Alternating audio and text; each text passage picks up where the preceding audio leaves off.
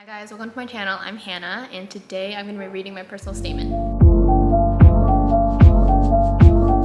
Before I get started, I'm going to share some tips that I have for writing your personal statement. I asked around my friends that applied to medical, pharmacy, optometry, and dental school and asked them what they found was helpful when writing the personal statement, and we all agreed that these 3 tips were really helpful in writing your personal statement. So tip number 1 is the double up or double pronged method, and this is really just choosing an experience that highlights a strength of yours but also answers the prompt of why in your healthcare field. My prompt is why dentistry, and the example I picked that you'll hear in my personal statement is that I worked for a nonprofit where I worked with a lot of dentists to use their knowledge in dental education to help patients with their teeth, so when you go and see the dentist, but they also use it to help the community by advocating for them, helping them learn about insurance policies.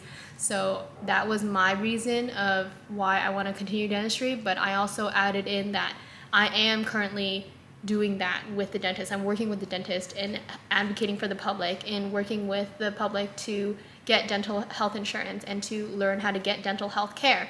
So that is a strength of mine, and in choosing an experience that highlights a characteristic of yours and talks about why you want to do dentistry or why you want to go into your healthcare field, it really helps the admissions committee understand why you want to go in, but also why you're a good candidate for the field in general, and then that will probably lead them to accepting you. Tip number 2 is to limit the amount of people editing your paper. The first time I wrote my personal statement, I had 7 people editing my statement, and in the end, it just wasn't my statement anymore. There were a lot of opinions about different ideas, and I couldn't really pick a side because there are so many different opinions. So the ideas in my personal statement weren't really clear, and it was just a mess.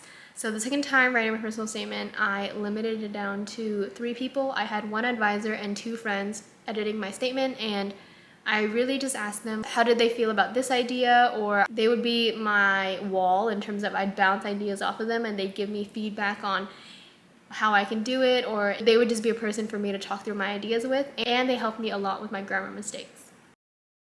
And tip number 3 is to show, don't tell. And I think this is really good for when you're trying to set the scene for the reader to understand what the dental office looks like or what the dental experience interaction looked like.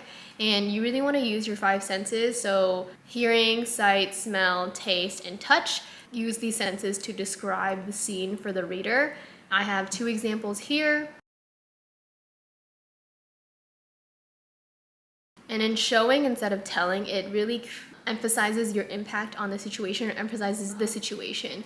In my show example, it really emphasizes how many people are at this event trying to get dental care. Whereas the tell, it does tell you the amount of people, but it's not as vivid in the head for a reader to imagine. And it doesn't have as much of an impact on the reader. They just read, okay, there's 1,000 people, cool. But in showing them and describing to them vividly how it looks, the reader can understand, oh, this is a really big deal. And they'll understand your role in the situation because you've set them the scene. And when you talk about your role, it's easier for them to see and understand how big of an impact you made. So those were my 3 tips that I found really helpful when writing my personal statement. I have another video where I read my first personal statement. I also have tips in there, so I'll link it down below. But let's get into reading my personal statement.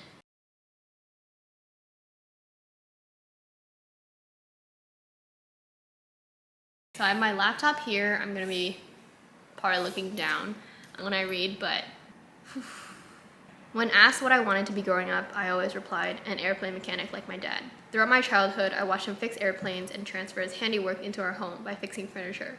I chased after my dad wanting to help and felt a sense of gratification watching our designs come to life.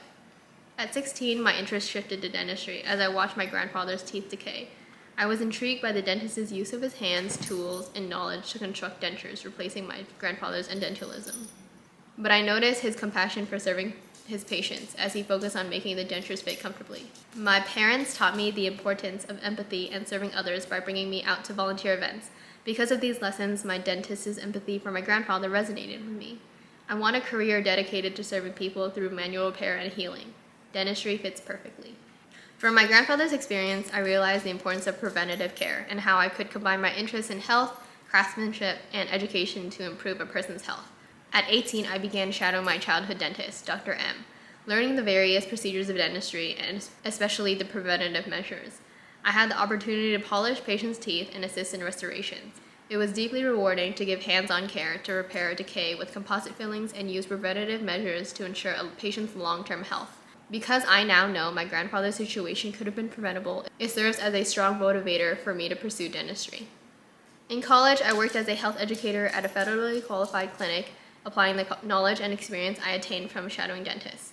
As an educator, I clarified complex dental terms, taught patients about the importance of oral hygiene, and avidly asked questions to promote conversation.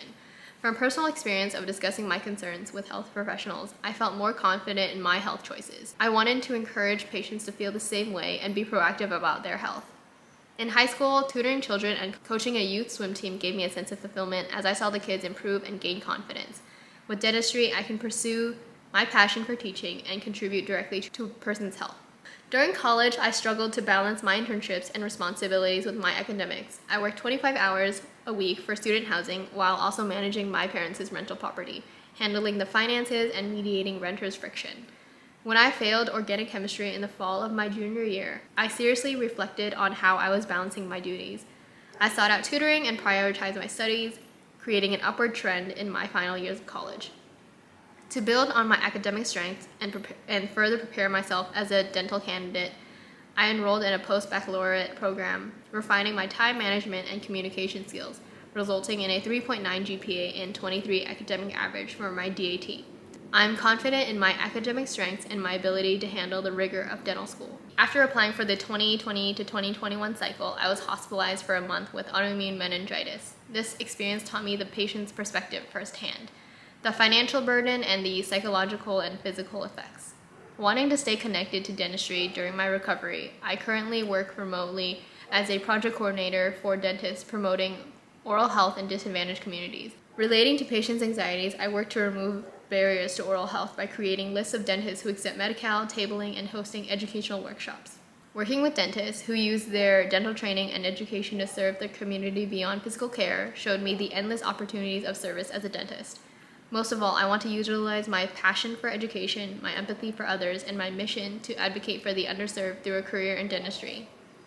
At the start, I was drawn to dentistry's mechanical aspect, but through my dental experience, I actualized my values of empathy and service. In almost losing my motor skills and speech from my illness, I cherish every relationship I make and every moment I get to build with my hands. I'm ready to make a real impact through my service to others through dentistry. And that was my personal statement. I hope this was helpful to you guys. And I have an Instagram now, so if you guys have any questions, please DM me through it. Thanks for watching. I'll catch you guys in the next one.